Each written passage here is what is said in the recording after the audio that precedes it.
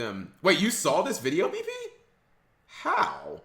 This video, it just showed up in my feed, and I was like, it's super interesting, chat, because it puts into perspective how like revolutionary the show Reboot was. And I chat kind of took I took Reboot kind of for granted, chat. Like, don't get me wrong, I really like this show Reboot.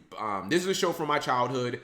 I think the show came out in like 90. Hold on, let's see when it came out. So I can what's it called? 94. Okay, chat, I was literally the target audience for this show. This show came out when I was 8 years old. I probably didn't learn about it until I was about 10. So I was the target audience for this show, chat. Show comes out when I'm 8 years old. That's exactly who they're making the show for. Maybe a little younger, but yeah, basically. Actually, no. Reboot kind of had some mature themes to it. But like, do you guys know of this show? Looks like... No. That's the irony, chat. The irony is, all of you guys might be like, Cap, this looks so primitive and like trash. But it was the exact opposite. This show was so technologically advanced, it almost didn't make sense. For 1994, this show was so freaking... If you guys are gonna look at this and be like, Cap, this looks like ass. Dude, 1994, this show was mind-blowing at night for 1994. Anyways, we'll play it. What's it about? Excuse me. So Reboot is about it's about these characters. So Bob, Enzo's dog, and I think Dot. BP, correct me if I'm wrong.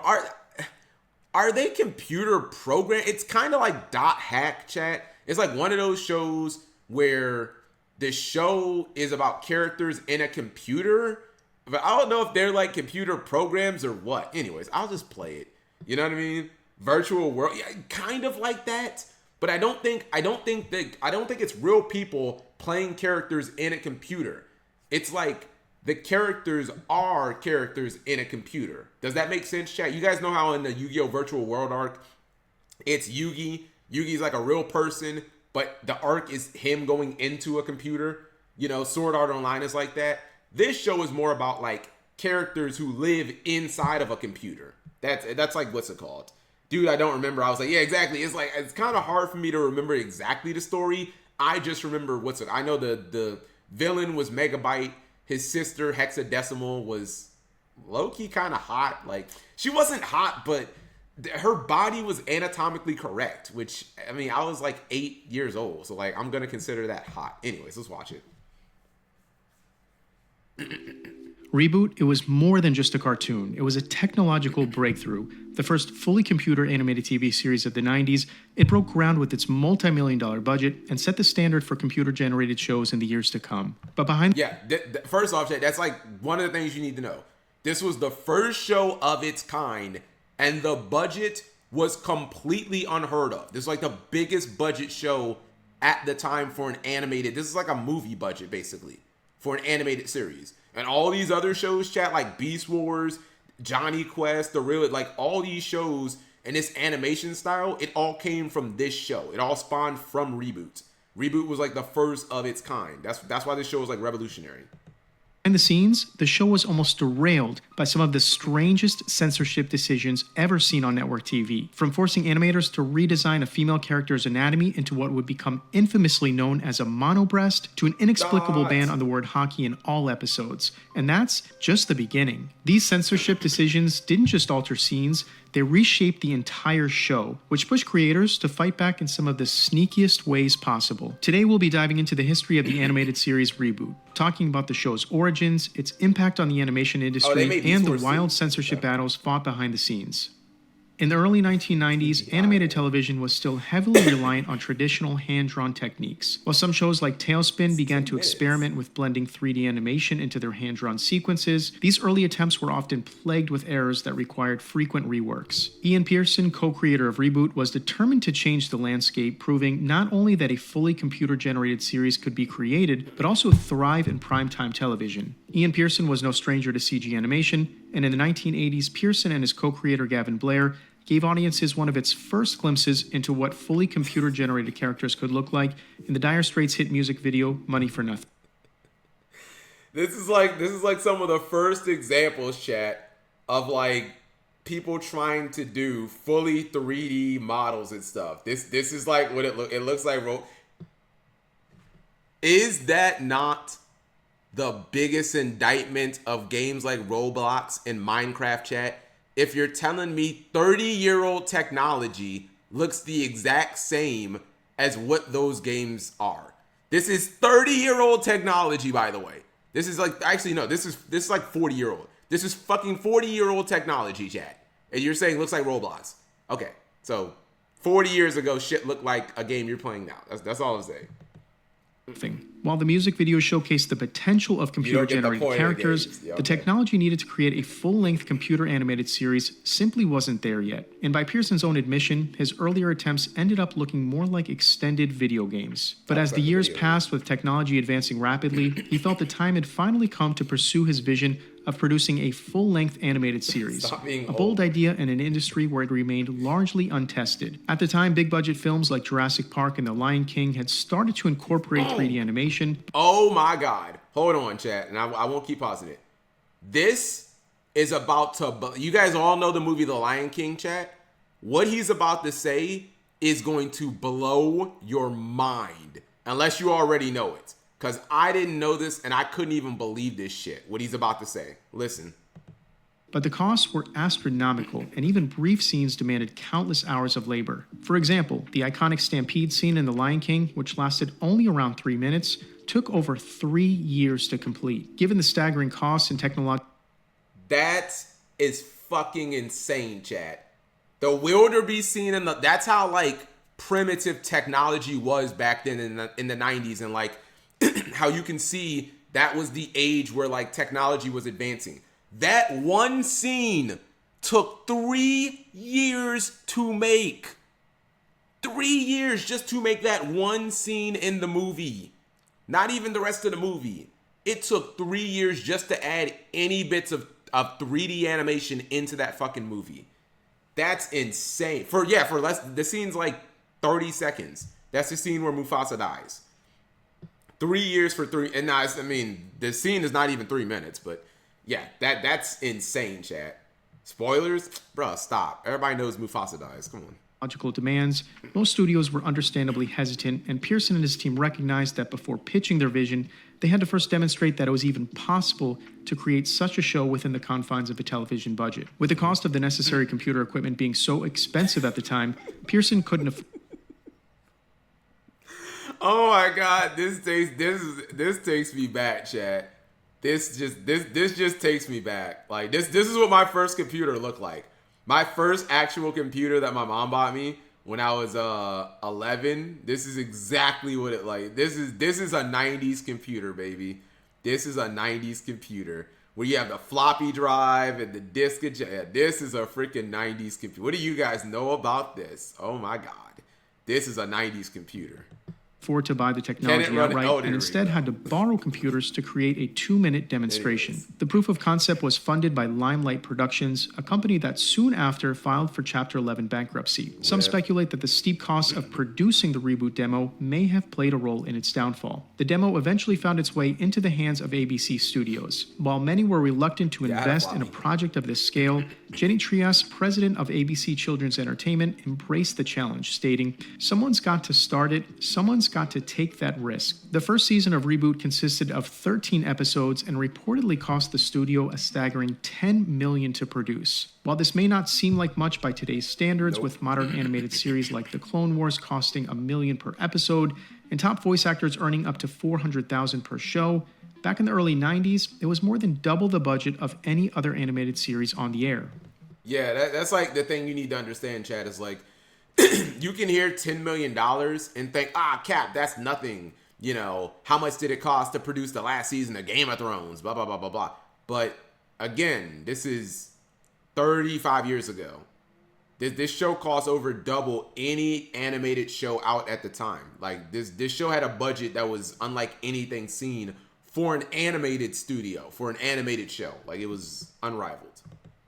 Bringing Reboot to life was no small feat. The groundbreaking technology demanded data processing and rendering on a scale never before attempted, leading to countless technical setbacks. In fact, during the first year alone, the team endured over 17,000 system crashes. The creators worked around the clock, even out of cramped hotel rooms before they secured proper office space. And all the hard work and struggles proved to be... Yeah, while trying to make this show, Chad, just the first season, their computers crashed 17,000 times. That was also another symptom of the 90s, chat.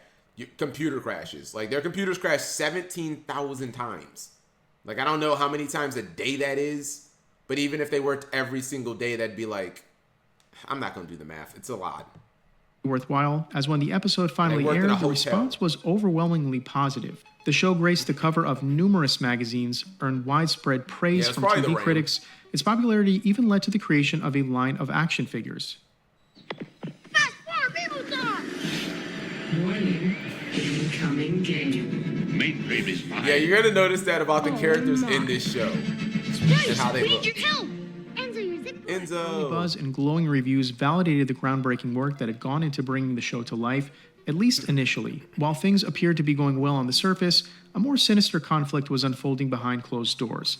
Frustrations were quietly mounting as the creators found themselves locked in a relentless battle with the Broadcast Standards and Practices Committee. With the intent of making Reboot appropriate for kids, the Broadcast Standards and Practices Committee would implement a number of changes to scripts and character designs. While many of their demands were standard for any animated show geared toward a younger demographic, some decisions veered into the absurd. The main female character on the show was named Dot, and the creators of the show originally designed her to have an anatomically correct appearance. Dude, I know it's gonna sound weird, chat. Every kid loved Dot. Yeah, Dot might be the original short-haired hottie, chat. I freaking love Dot. She's awesome. She's awesome. While her original design was modest by today's standards and arguably even those of the 90s, the Broadcast Standards and Practices felt differently. They deemed her to be this. I never do this, chat. I never do this. This is why Dot looks like this. This is the censorship of Dot. Hold on, you guys will hear it.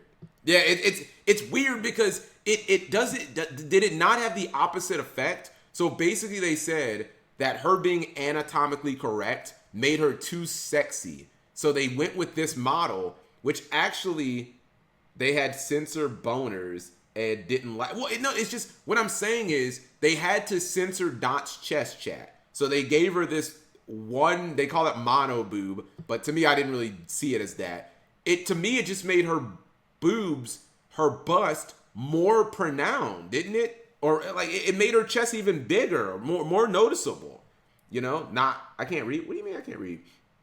They had confused boners. Oh, you're saying they had boners and what's it called?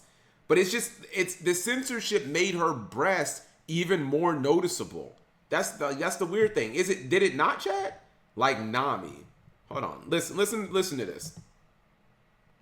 Female character on the show was named Dot, and the creators of the show originally designed her to have an anatomically correct appearance. Look, if you look at Dot's original design, Chad, her breast, her bust, like it's not even really that noticeable. While her original design was modest by today's standards and arguably even those of the 90s, the Broadcast Standards and Practices felt differently. Look. They deemed her to be too sexualized. And they didn't take Dot's curves away either. Like, they didn't take her curves or any of that away, Chad. Result, the animators were forced to simplify her anatomy, reducing her chest to a single unrealistic blob, which the creators would later humorously refer to as a monobreast. What made this even worse was that the villain on the show, Hexadecimal, was allowed to keep her curves and remain anatomically correct. This created an unspoken divide in the show. Villains could appear bold and sexualized, while heroes like Dot had to be more conservative and restrained. While these measures were a bit drastic, it was still feasible. Yeah, that was also weird. Hexadecimal, she's a Megabyte sister. She was allowed to keep her boobs, but just because she's evil, I guess. To see where the censors were coming from in this instance. But this was only the tipping point of the story of censorship. And from here, things really start to get, well, strange. The show's creators were handed a list of banned words and phrases. many of which made sense for a children's program. But there was one word on the list that stood out, and not in a way anyone expected. The word was hockey. The censors never fully explained why hockey was forbidden. Some speculated that in certain countries it might have had inappropriate connotations, while others believed it was due to the sport's violent nature. In the end, the ban raised more questions than answers. In another episode called Talent Night, there was a scene where the character Dot gave her brother Enzo a kiss on the cheek. Innocent enough, or was it? It turns out the censors were fearful this could promote familial relations and cut the scene from the episode. Co-creator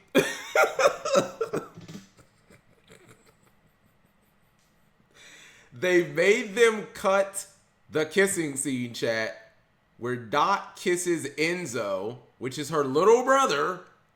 Dot's an adult. Enzo's a little kid. He's probably, the first season, Enzo's probably like 7. Maybe, yeah, 7. Enzo's probably about my age, 7, 8. Dot kisses him on the cheek. They thought that was potential incest propaganda, or that it could propagate incest, chat. So they made them take it out of the show. Like, it was too extreme for a sister to kiss their brother on the cheek. That is crazy. Ian Pearson would later describe this decision as one of the sickest things I've ever heard. And then there were moments when the censorship defied all logic. A good example of this was with the episode titled Bad Bob. The script was created by Dan Didio and was a parody of the Mad Max movies. Interestingly enough, one of the artists on this episode, Brendan McCarthy, would later go on to co-write Mad Max Fury Road with George Miller, and it's hard to miss the striking resemblance between some of his original work on this episode and the iconic visuals in Fury Road. When the script for Bad Bob was first submitted, the response was blunt. Show completely rejected. No explanation was given. Frustrated and likely exhausted at this point, the creators decided to resubmit the script again. This time, to their surprise, it was completely approved. What did they change the second time around, you might ask? Not a single thing. Nothing. As the censorship grew more absurd, the creators' patience wore thin, and they started to fight back in some of the sneakiest ways possible. In an episode titled Web World Wars, the final episode that aired on ABC before the show was canceled on their network, there's a memorable line where a character yells, "It's the ABCs! They've turned on us! Treacherous dogs!" These were meant to refer to armored binome carriers, the name given to Megabyte's tanks on the show. It was easy to see what the creators were really trying to say there. In another episode, it was stated that the creators slipped a hidden message aimed at the broadcast standards and practices. A string of binary codes subtly woven into the city skyline flashed on screen. Those who decoded it revealed that it translated to a rather specific message. Yeah. F you, broadcast standards. I like it. When it came to non-TV licensing, on the other hand, the creators enjoyed a bit more freedom. A PlayStation game was released with notably more violence and bolder themes. Trading cards depicted Dot with a more realistic figure and considerably more skin showing. And to top it off, an exclusive website wallpaper featured Bob playing hockey, which was clearly a direct jab to the censors. During the production of Season 2, despite positive reviews, the creators learned that the show would likely be canceled in the US, and with nothing left to lose, began making the show they had always envisioned. As the season progressed, the tone became much darker and more serious. The second half of the season even introduced a multi-episode story arc, something ABC had previously forbidden, as they didn't allow cliffhangers, fearing it would create traumatic tension for young viewers. Season 3 marked the first time the creators of Reboot were completely free from ABC's restrictions, allowing their true vision for the series to shine. The season featured not only a darker and more mature storyline, but also significantly improved animation. The series would conclude a few years. Oh, and by the way, if you guys, hold on. If you look at this, you're like, who the hell is this? Who's this green guy with a beard and one? This is Enzo, by the way. The same little kid with the backwards hat. This is him. He's got a gun too. Yeah, this is Enzo.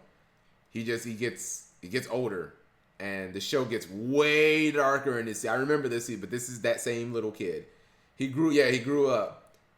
Storyline, but also significantly improved animation. The series would conclude. I always thought that's what turned him dark, right? Not that Enzo grew up in the game, but that he grew up without Bob. That's what I always thought turned him dark, was that he grew up without Bob's influence. It's kind of like Trunks, chat. Like if you think about Trunks in Dragon Ball, how one Trunks like if when Trunks grows up or he gets older, his personality is so reserved because he grew up basically with Gohan being like his primary father / big brother figure versus little Trunks who grows up with Vegeta being his father figure. Like how different the two Trunkses are.